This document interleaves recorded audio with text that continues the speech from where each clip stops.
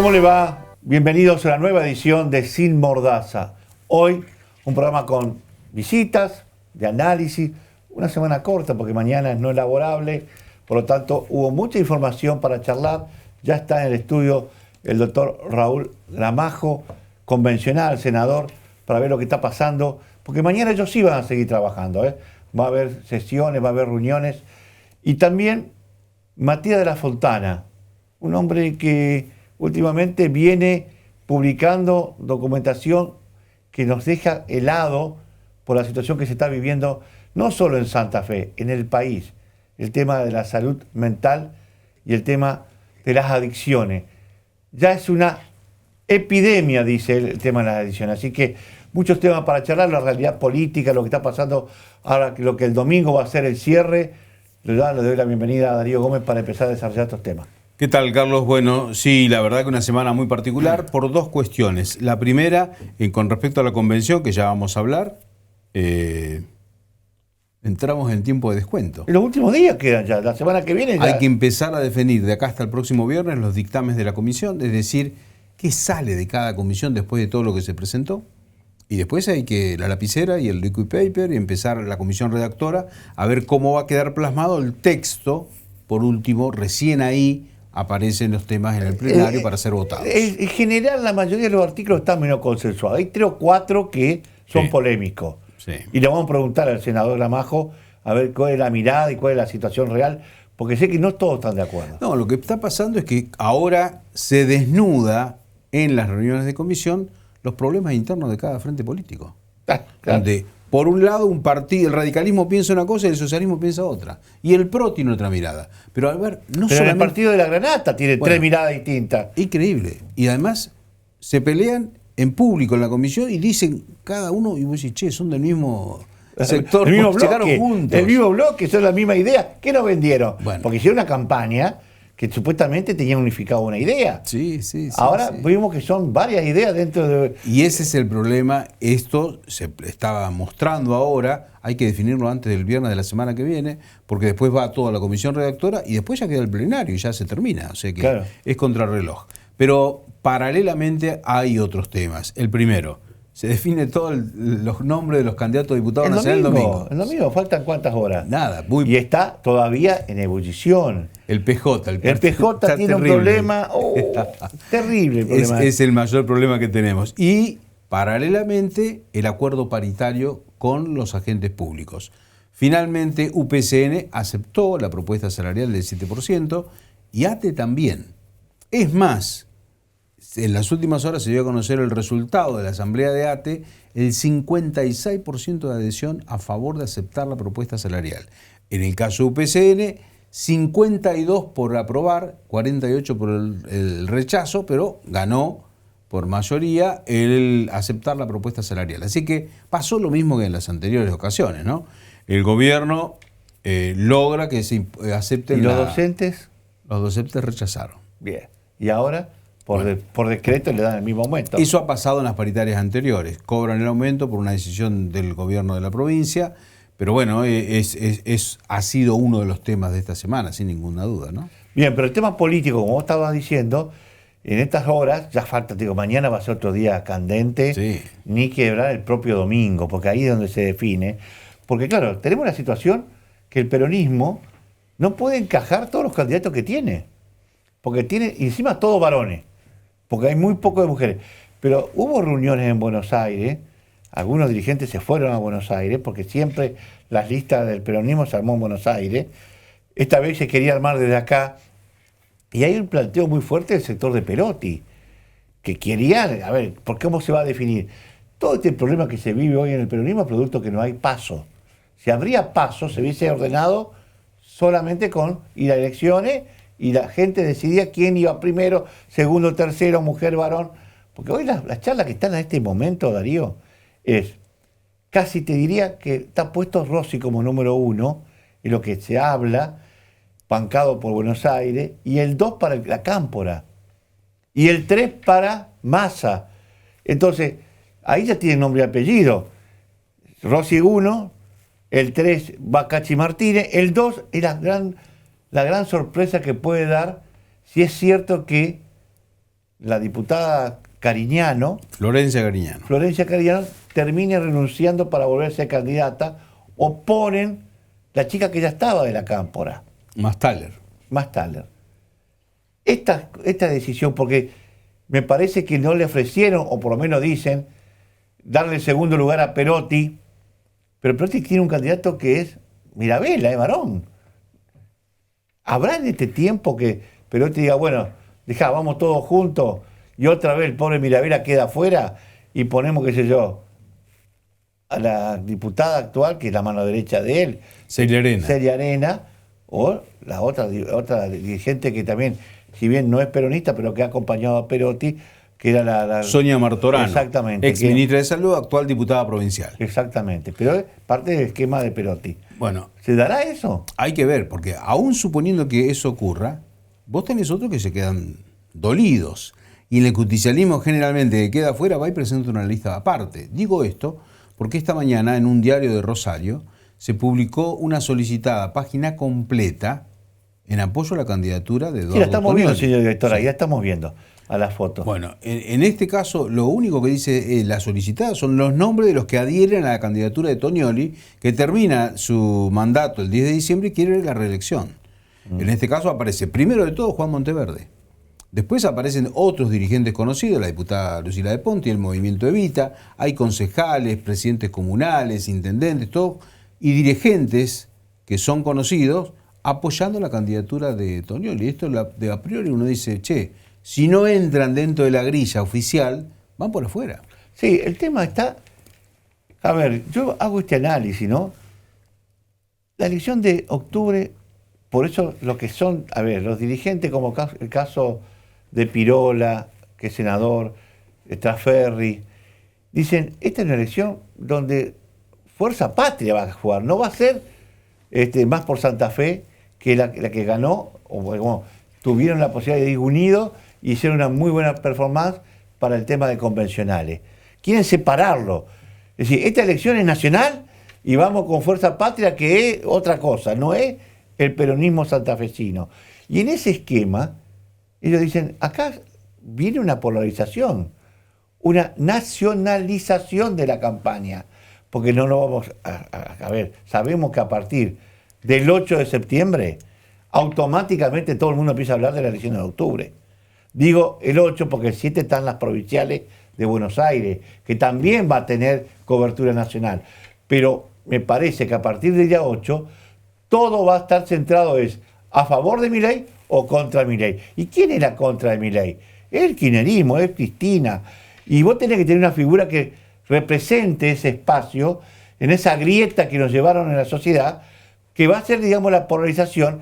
Y me parece que acá el gran perdedor puede llegar a ser el gobierno provincial, que decidió jugar con esto de Provincias Unidas. Bueno, hasta ahora algo interesante es que tenemos, por el lado del oficialismo en la provincia, Gisela Scaglia, la actual vicegobernadora, debería renunciar y quedaría como 2 años como vicegobernadora, después como diputada.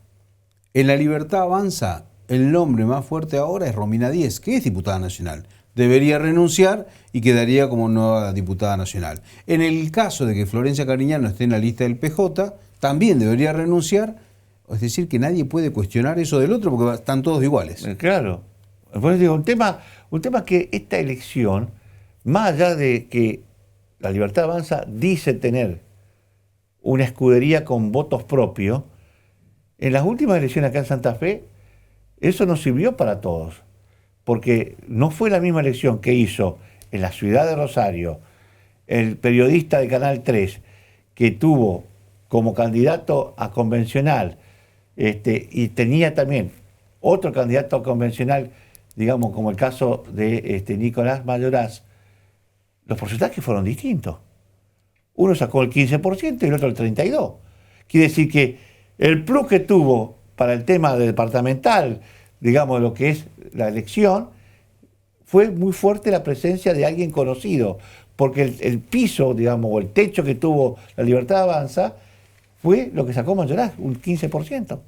Sí, hay que ver entonces el arrastre nacional. Hay que recordar, por otro lado, que no es un dato menor, que se va a votar con boleta única.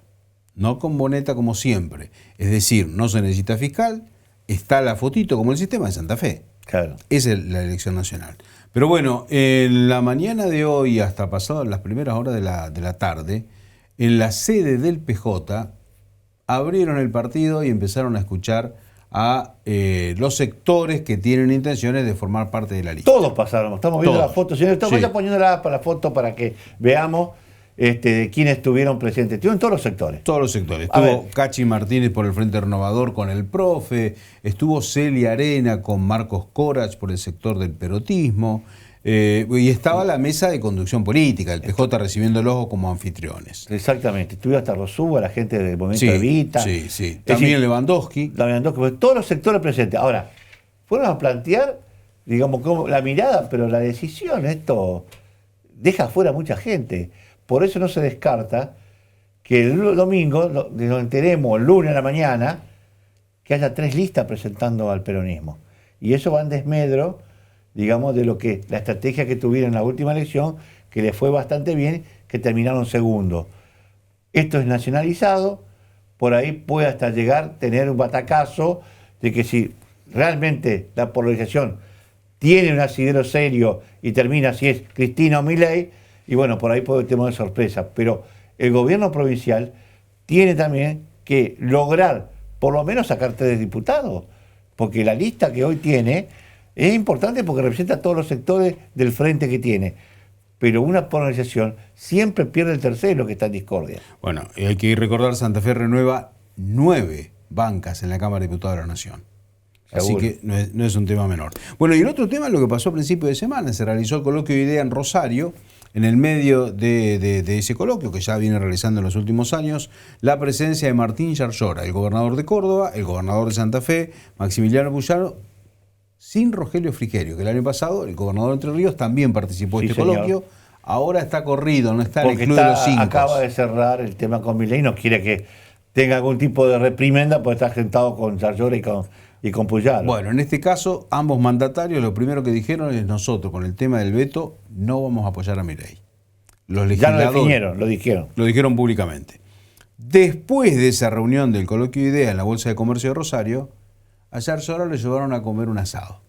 ¿Quiénes? A Funes, intendentes peronistas, presidentes comunales y algunos dirigentes políticos del Que justicialismo. fueron los que se sentaron anteriormente, la semana antes, Sí. con Puyaro, diciendo queremos ser parte de Provincias Unidas, el PJ ya no nos representa, hasta pedir un lugar en la lista. ¿eh? Sí, bueno, en este caso, nosotros tenemos la foto ahí que Ahí estamos viendo, viendo. señor director, vamos a ver las fotos. Bueno, hay que decir primero, hay muchos de los que estuvieron en la reunión con Puyaro, pero hay un ausente, que es Carlos de Grandi.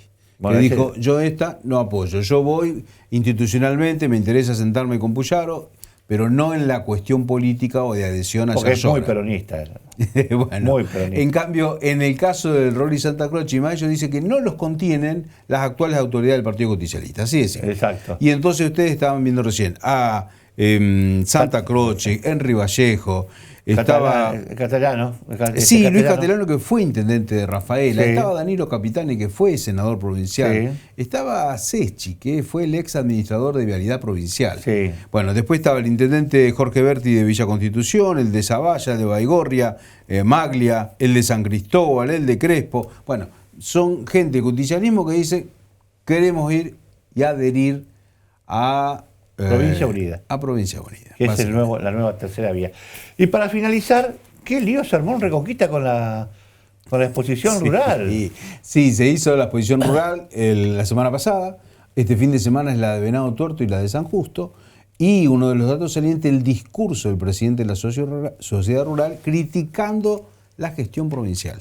Dice que no lo están desatendiendo al norte, que hay mucha inversión en el sur, especialmente nombró a la Picasa con la inversión que hizo la provincia en los últimos años, y que desatiende el norte, entre otras, el tema de bajos submeridionales, donde hay muchas tierras, pero que no son productivas porque falta inversión. Bueno, estaba en ese momento el titular de la cartera de la producción, que no dijo nada, se cayó, pero quien sí salió a contestarle duro al presidente de la Sociedad Rural fue el doctor que es el actual titular de la cartera de Obra Pública, diciendo, pero Nosotros antes de las Pascuas del año que viene vamos a tener inaugurado un montón de obras.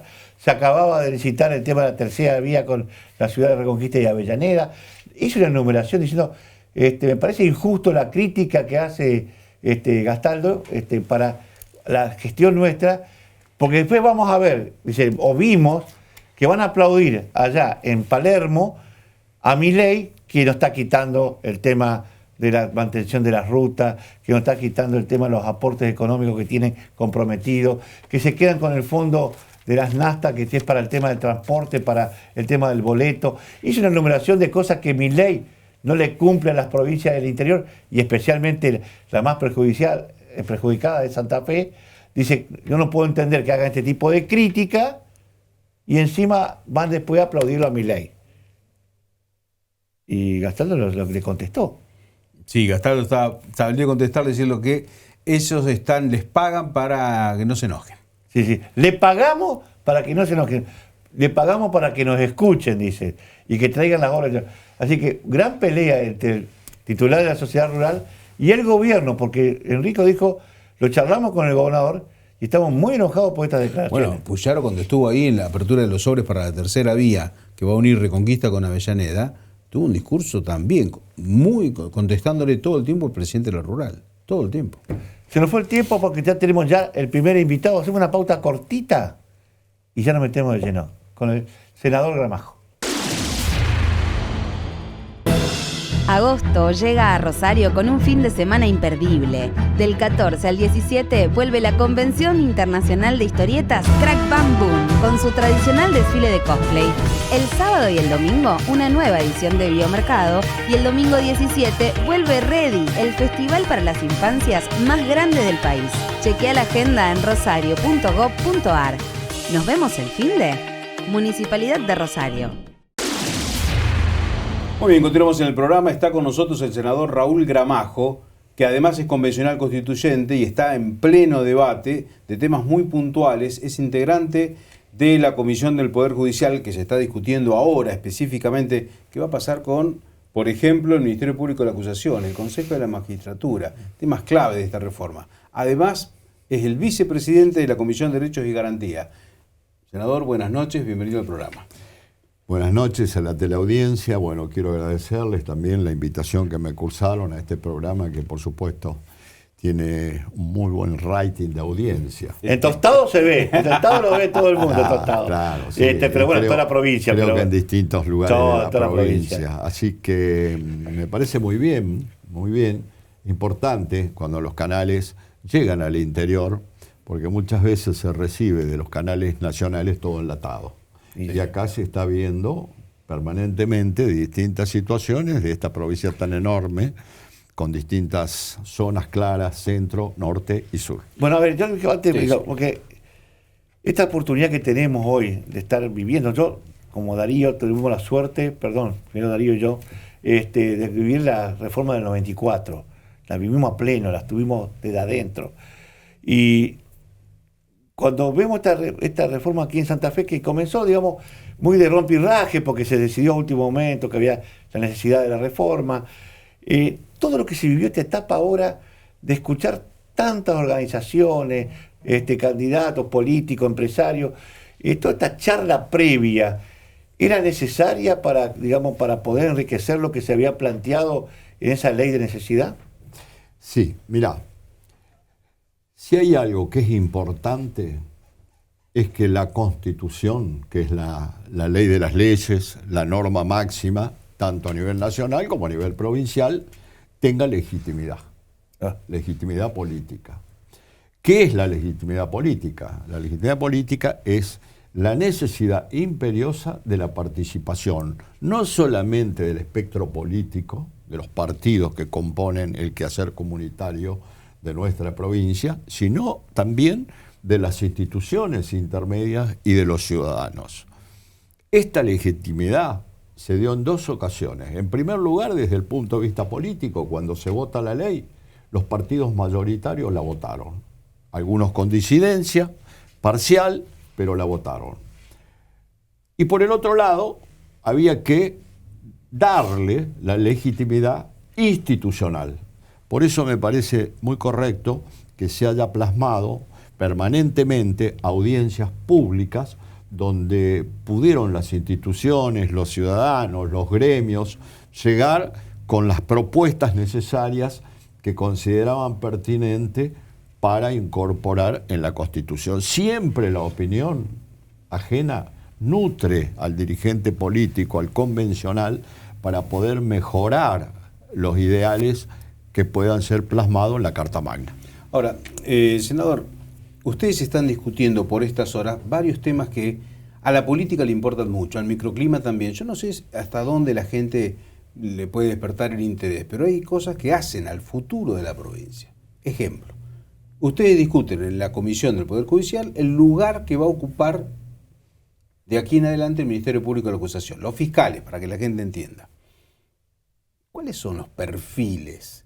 Cuando uno mira cómo están trabajando otras provincias y teniendo una perspectiva imaginando que esta convención no puede realizarse en 10, 20, uno imagina que la Constitución va a durar por lo menos otra vez 60 años. Cuando uno piensa en redactar una Constitución, tiene que pensar a futuro. O sea, no es una Constitución solo para este momento, sino también para las generaciones futuras, como lo dice el preámbulo de la Nación y como lo dice también el nuestro. Es decir, nosotros, no solo para nosotros, sino también para la posteridad. Esto significa que la redacción tiene que ser amplia, porque el derecho no existe si no cubre una necesidad en un lugar y tiempo determinado. No es lo mismo la situación social, política y económica que se vio en el 62 a la que se vive ahora con una revolución tecnológica que se produjo no solamente aquí, sino en el mundo. Entonces, ¿esto qué quiere decir? Que el derecho se debe adecuar a las distintas realidades que se van incorporando a una sociedad. Por eso... Perdón, ¿las constituciones son derechos o son obligaciones también? No, la Constitución tiene declaraciones, derechos y garantías. Ustedes estuvieron en el 94, sí. Ustedes saben que ahí no se ingresaron los contenidos pétreos, que es la primera parte de la Constitución Nacional. Los contenidos pétreos no se tocaron, que son las declaraciones, derechos y garantías. Sí, los poderes del Estado, que está a partir creo que del artículo 34, si no me equivoco, que son el Poder Legislativo, el Poder Ejecutivo, el Poder Judicial, y después los derechos que las provincias han cedido a la Nación y los que expresamente se han reservado.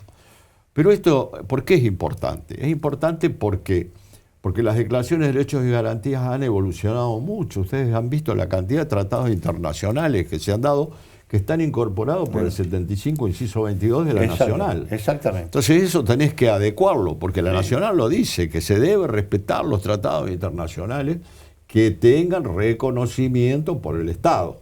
Y esto está incorporado en esta nueva hora.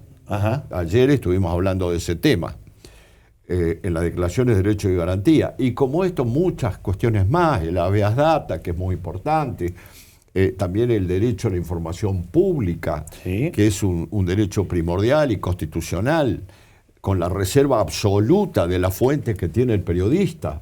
Es decir, hay muchísimas declaraciones y derechos y garantías que van a permitir una constitución moderna, una constitución que pueda adecuarse a una realidad que estamos viviendo hoy, no solamente en Santa Fe, en el país y en el mundo.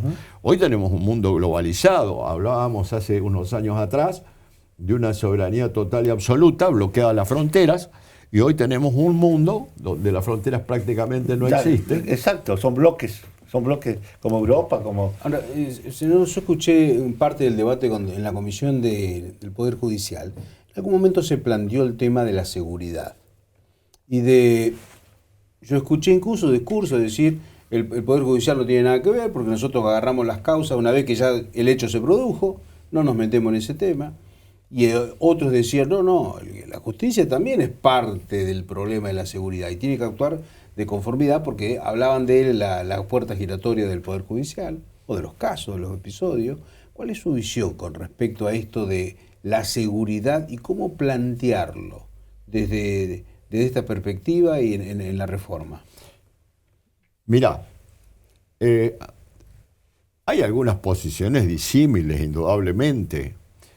Lo que pasa es que en el debate se va a ir aunando esfuerzos, cediendo posiciones para llegar a un dictamen unívoco que permita que los redactores tengan prácticamente la gran mayoría de acuerdos para poder llevar adelante que se plasme la mayor cantidad de acuerdos. Claro, porque eso también le va a dar legitimidad.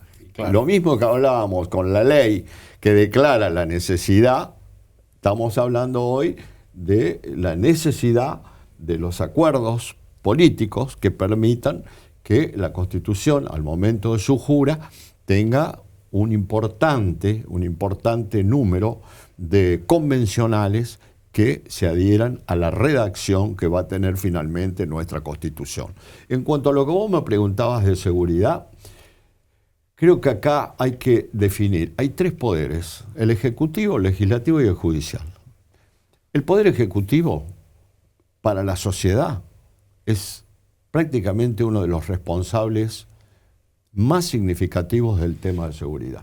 Ustedes fíjense que cuando el gobernador, este gobernador y todos los candidatos que estuvieron, uno de los temas más álgidos que llevaron en la campaña, en su plataforma, el tema de seguridad.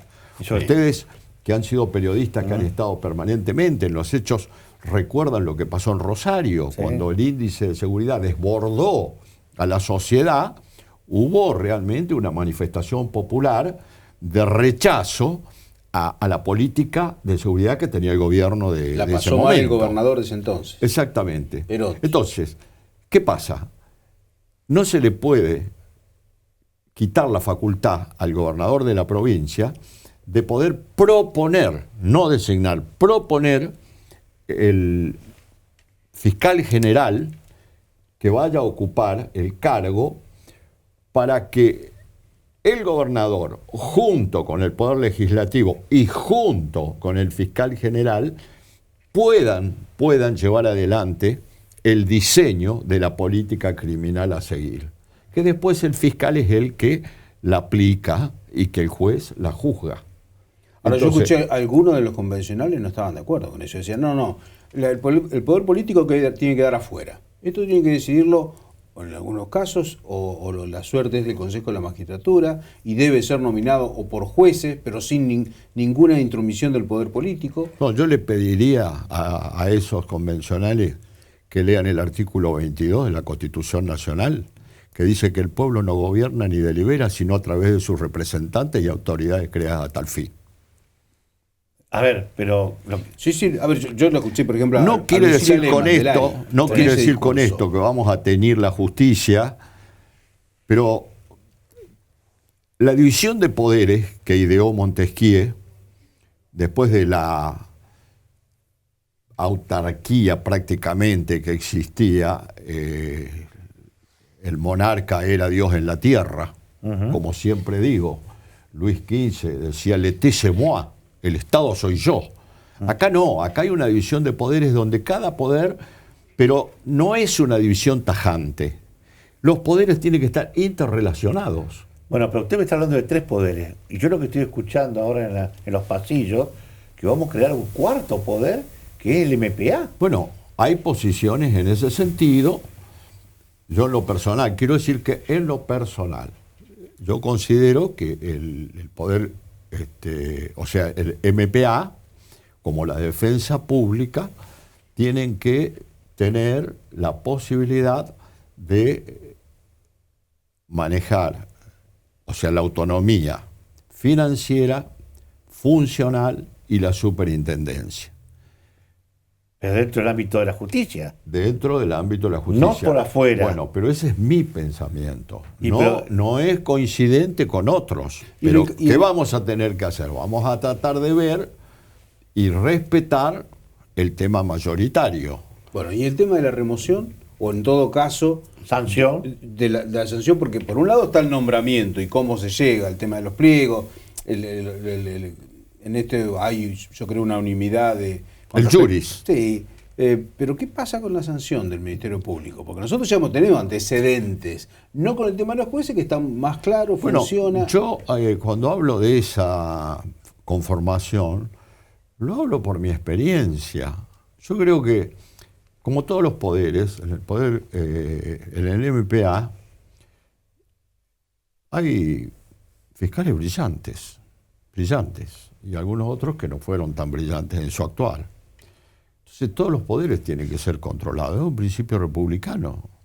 Sí, pero hoy está la figura del auditor, que a raíz de los informes de los auditores, ustedes, desde la comisión de acuerdo, han logrado sancionar, suspender o echar a los malos, porque hemos tenido en los últimos tiempos hemos visto el accionar de algunos fiscales que dejan mucho que desear, porque son parte de la justicia, y en vez de administrar justicia o buscar la justicia, la verdad, son los que crean o arman causas, y son muchos casos que yo lo he planteado en este programa o en la mesa de café.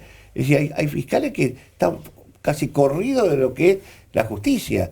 Entonces, ¿cómo vamos a darle un poder general y que nadie los controle? Esto a mí me preocupa. Bueno, a ver, vamos por parte.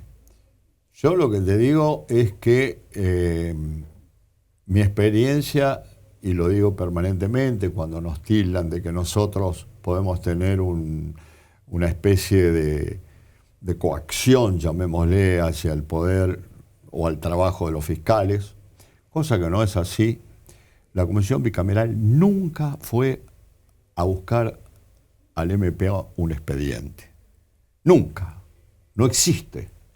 Lo que nosotros sí recibimos expediente, que nos envía el auditor, claro, que lo vuelvo a repetir, es una persona brillante, ha trabajado muy bien, el doctor May, nos envían los expedientes que consideran que hay faltas graves, porque las faltas leves van a un tribunal que tienen ya formado. Interno.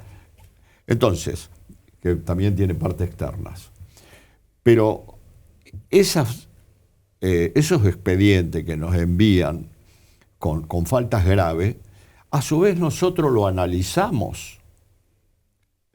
Le ponemos un acusador, que es el que estudia el caso, y después se le da todas las garantías de una defensa, permitiéndole el ofrecimiento de pruebas, permitiéndole la producción de la misma, se lo cita para que él haga los descargos correspondientes.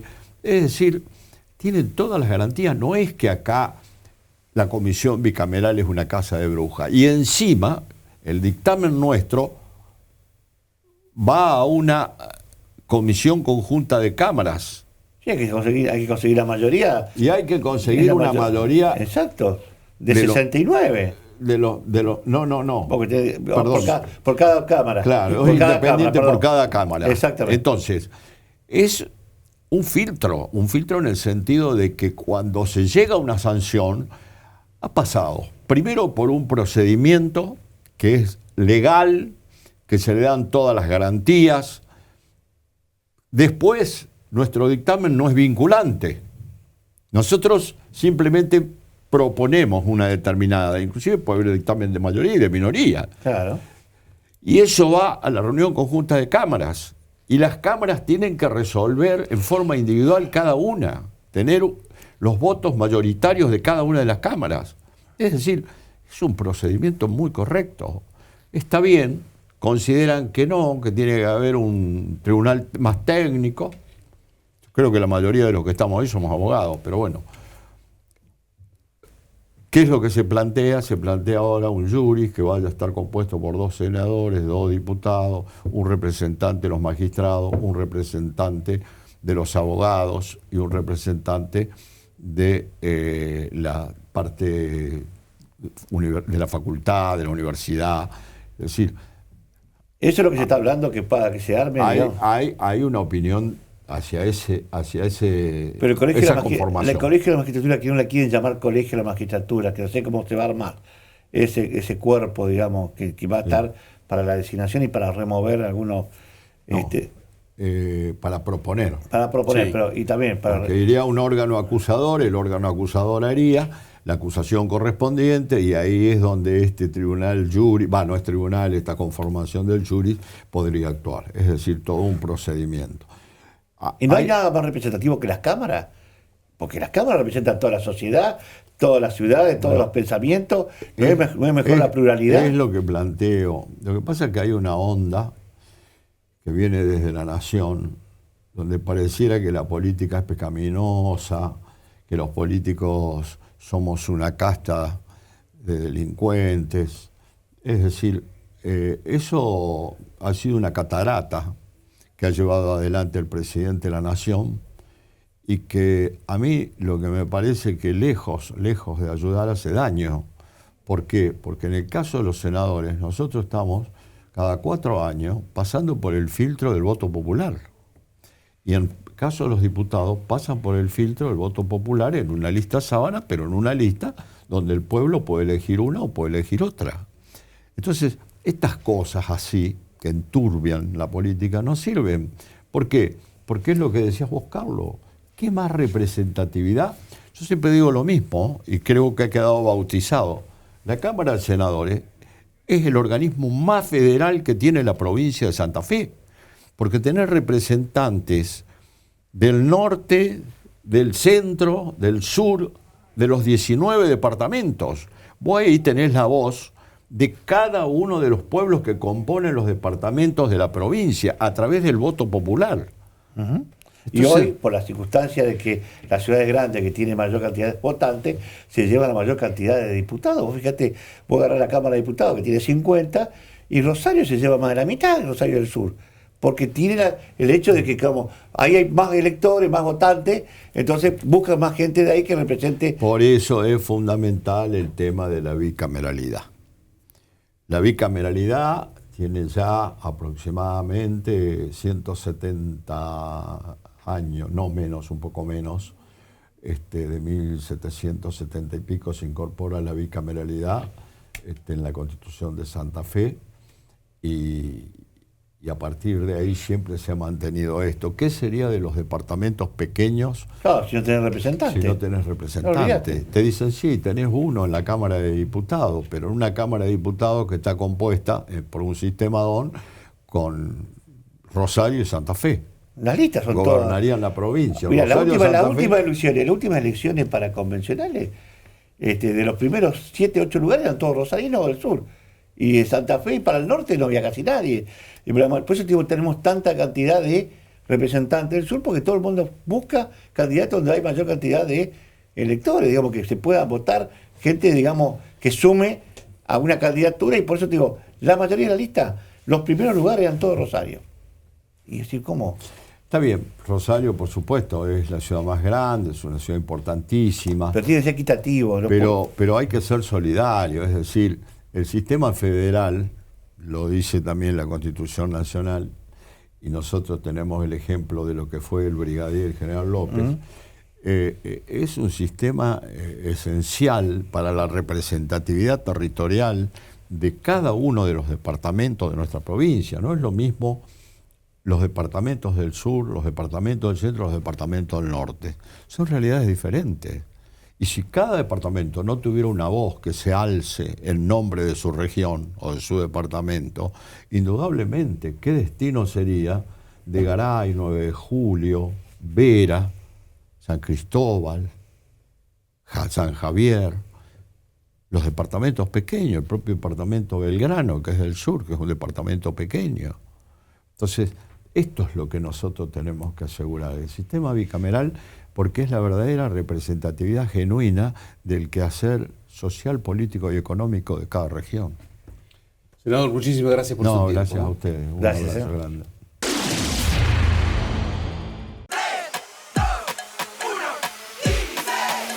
Son solo 6 pasitos. A la suerte hay que ayudarla. Con el Kini estás a 6 pasos de tus sueños. ¿Qué esperás para cumplirlos? 6, 5, 4, 3, 2, 1, Kini 6.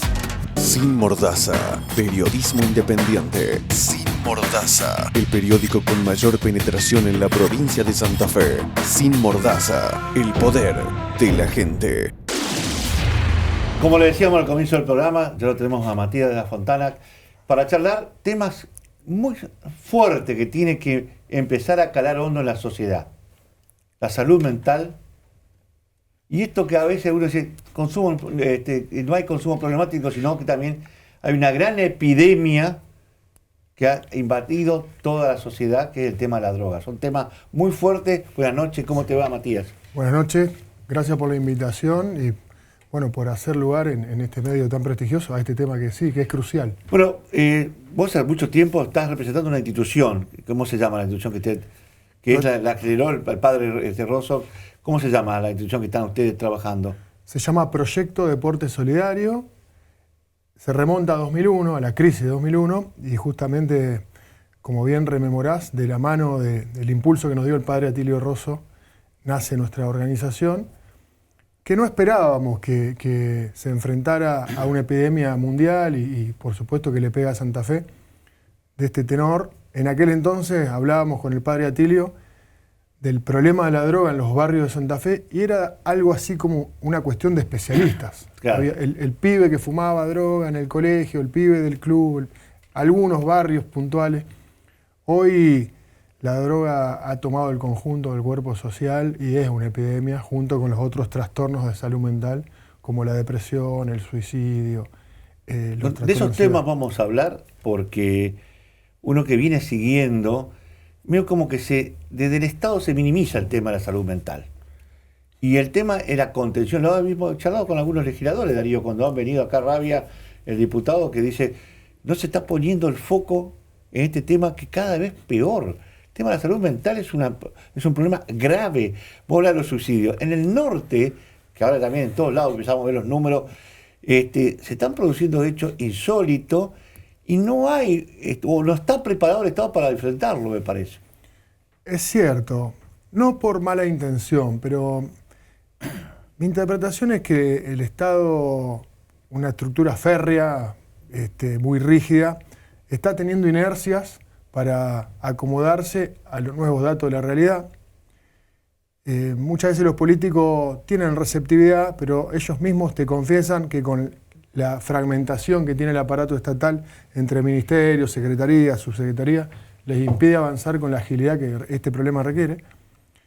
Pero la realidad es que el Estado hoy no tiene una respuesta adecuada a la gravedad y a la escala, al problema de la escala.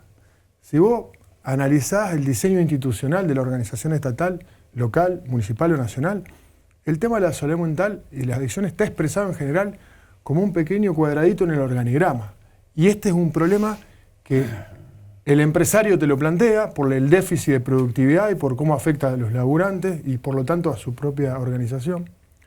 La directora te lo plantea, el presidente de cualquier club, de cualquier liga o súper profesional como River o Boca te lo plantea, el cura te lo plantea, las cámaras profesionales te lo plantean, de manera tal que el diseño en el Estado para enfrentar este problema no refleja la escala que tiene la situación. Ahora, eso a primera fase es lo que yo daría como la cuestión más grave, no hay una toma de conciencia. Matías, vos sos psicólogo, y yo recuerdo que hasta hace 2 años atrás, por ejemplo, el informe anual del Ministerio Público de la Acusación daba a conocer la cantidad de suicidios cada año, pero de repente desaparecieron de los informes. Y una de las cosas más llamativas era que teníamos más suicidios que homicidios dolosos en la provincia de Santa Fe. Cuando todos estábamos preocupados por los monos, la violencia de Rosario, había más suicidios que eso. Pero de repente no se informa más. Ahora, ¿se puede cuantificar esto de los problemas de la salud mental o no? Se pueden cuantificar y están cuantificados.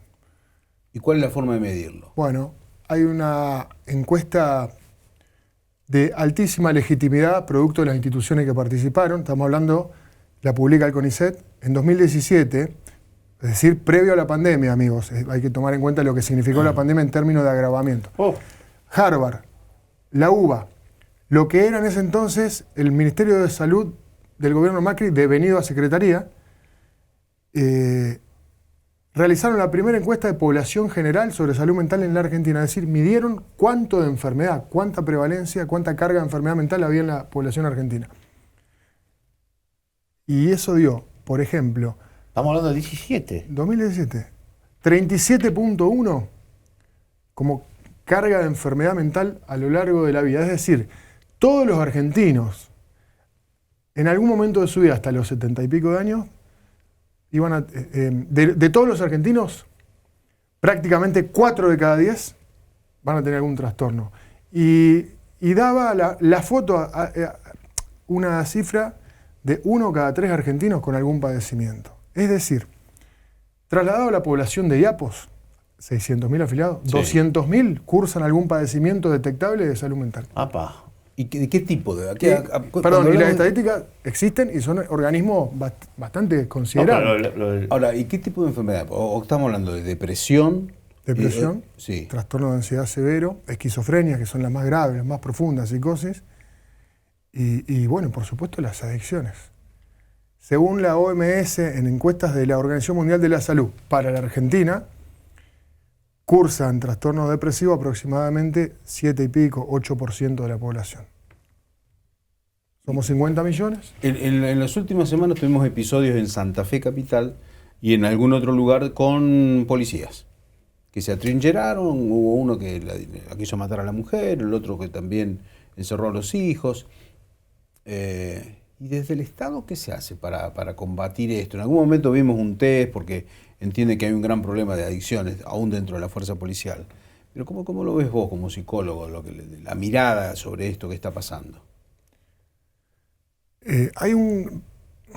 Nos han desordenado la vida, para decirlo en términos tangueros. Pues, la globalización, esta globalización caracterizada por la aceleración tecnológica, implicó parámetros de vidas que significaron la destrucción del seno familiar, que es la base fundamental de la conformación sana del carácter y de la personalidad, la destrucción de la familia, una fenomenal crisis de participación en las instituciones en el seno de la comunidad. Los chicos han salido de los clubes, los papás, las mamás han salido de la participación en la cooperadora escolar, en la parroquia, en la vecinal. Y esto es importantísimo tomar nota, porque el repliegue de la energía psíquica, la vuelta sobre sí mismo, el narcisismo, es mortífero. Y no es una cuestión retórica, ni nostálgica, ni solo filosófica o antropológica, también es antropológica. Inglaterra en 2017 creó el Ministerio de la Soledad. Japón en 2020-2021 creó un megaprograma con altísimo nivel de inversión para sacar a los japoneses del aislamiento. Por los costos derivados que significaba los parámetros de vida de la globalización, cuando las personas se repliegan, no se abrazan, no se tocan, no participan. Esa es la línea internacional en base a la evidencia para dónde están caminando los países mundiales. Escuchaba en estos días el podcast de un ministro de la Corte, Lorenzetti, que él citaba a un autor prestigioso internacional para hablar de la crisis, de esta crisis a la que me refiero, en términos de despolitizar la gestión y repolitizar la democracia. Quitar a las gestiones grietas estériles y devolver la participación a la sociedad en los ámbitos naturales, la parroquia, el club, la vecinal, el centro de salud, el centro de jubilados.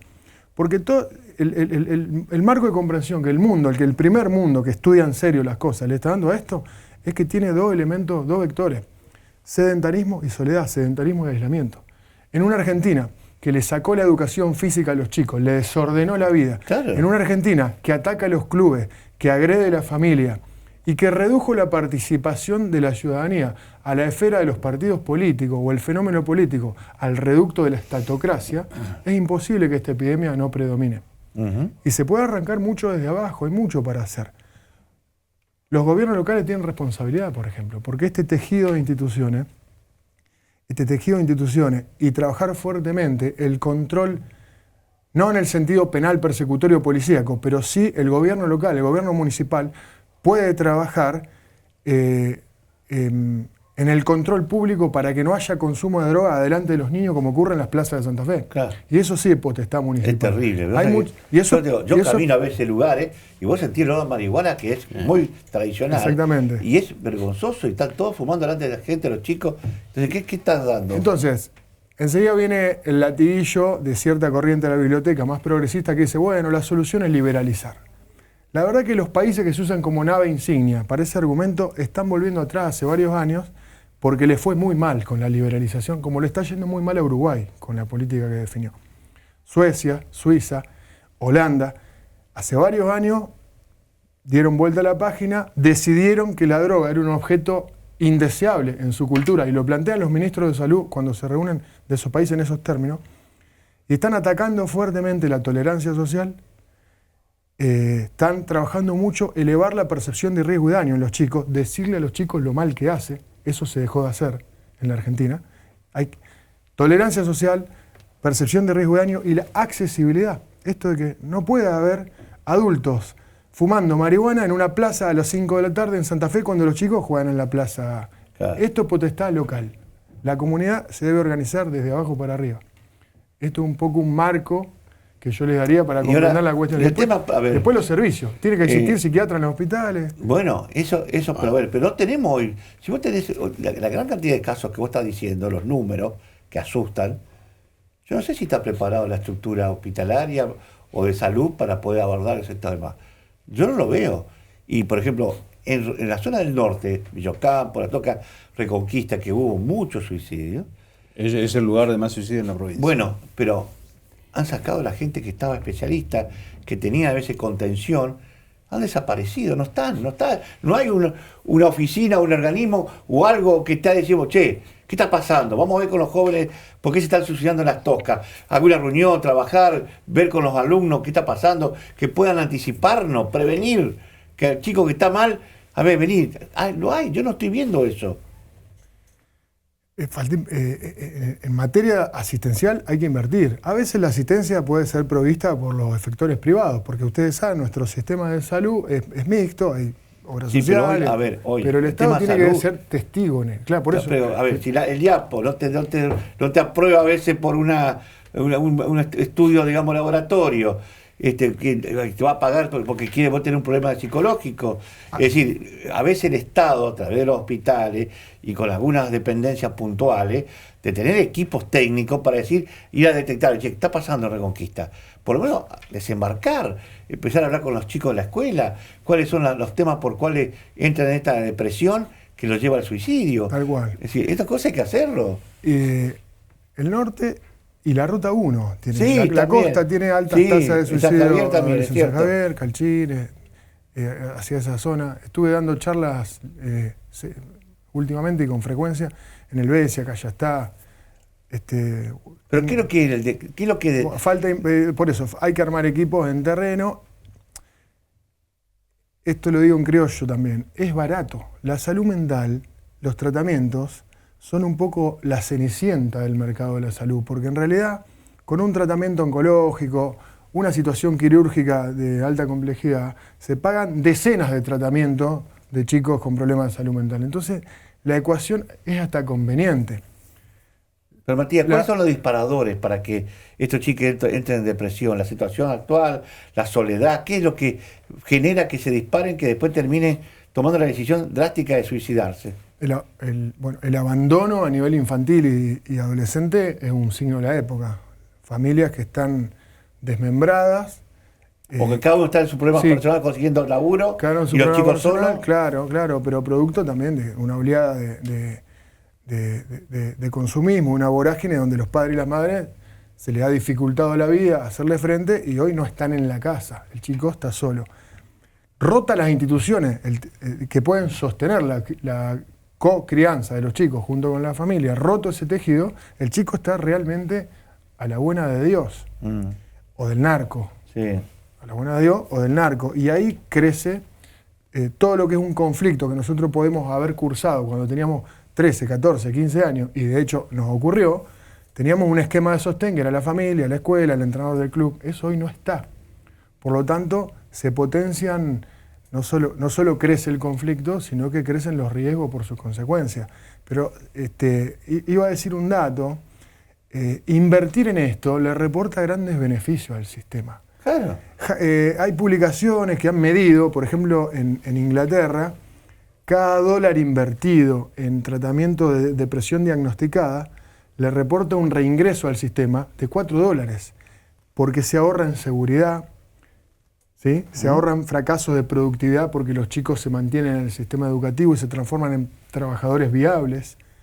se ahorra en enfermedades que se derivan del estado depresivo, como las cardiopatías, las diabetes, la obesidad. Entonces, es hasta conveniente desde el punto de vista de la lógica liberal economicista invertir en un reordenamiento para que la mentalidad de los jóvenes se pueda desarrollar. La última, Sí, ¿se puede hacer ya un balance del impacto de la pandemia a nivel comunitario en la salud mental? Sí, fue profundamente... Porque por un lado siempre decimos, che, la vacuna me hicieron mal, tengo todo esto después de la pandemia, ahora ¿y la salud mental? Sí, nos hizo convivir con una paradoja. El aislamiento era necesario porque había un bicho que si te agarraba te mataba y veíamos familiares morir, pero a contramano de las necesidades del ser humano, de la arquitectura universal del ser humano. Estar solo y quieto es enfermante, digamos. Claro, sí, sí. Entonces nos hizo vivir la pandemia de esa paradoja. Ofició como un elemento desencadenante de patologías que a lo mejor eran en potencia, preexistentes, y fue como el gatillo que las disparó. Claro. O sea que agravó las que ya había, activó como gatillo desencadenante las que estaban predispuestas y no salimos todavía. Las consecuencias... Sí, vamos a en tener términos de- más adelante todavía, Claro, porque no hemos estamos transitando salido. recién, 3 años después de la pandemia, entonces me parece que es pronto, pero que hay secuela y esto que vos estás planteando son creo que los pilares de que uno ya empieza a ver con lo que dejó la pandemia. Muy interesante lo que estás haciendo, ojalá que lo puedas plantear y que no ¿Vos estás solo... dando charlas por las escuelas y eso? Tenemos un acuerdo institucional con la Universidad Católica de Santa Fe para formar actores de la comunidad en distintos puntos de la provincia y es un esfuerzo, la verdad que lo tomamos con Pero, un a sentido. ver, pero esto acá tiene que estar, ojalá el gobierno provincial tire algún tipo de herramienta o de ayuda para que esto, a ver, es muy grande la provincia y se necesitan muchos actores para llevar adelante este proyecto que vos tenés, de que hay que estar, digamos, en la prevención, estar, digamos, monitoreando la situación real de cada lugar para evitar que esto que vos decís, que después nos cueste más caro. Es Matías, muy grande la provincia. Lo de ustedes es muy importante. Ustedes son jugadores de la democracia muy importantes para instalar estos temas. Yo les agradezco. No, que no va a ser la primera que te vamos a llamar, Gracias. vamos a estar, digamos, presentes, así que lo que necesita a disposición. Muy amable. Gracias. Bueno, nos vamos, se nos fue el tiempo, lamentablemente llegó el final, la semana que viene en esta misma señal y en el mismo horario. Nos volvemos a encontrar.